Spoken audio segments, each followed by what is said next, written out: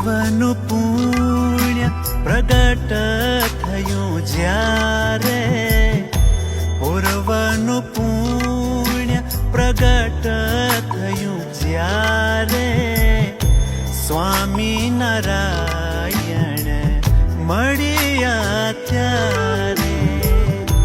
પૂર્વનું પુણ્ય પ્રગટ થયું જ્યારે, સ્વામી નારાયણ મળ્યા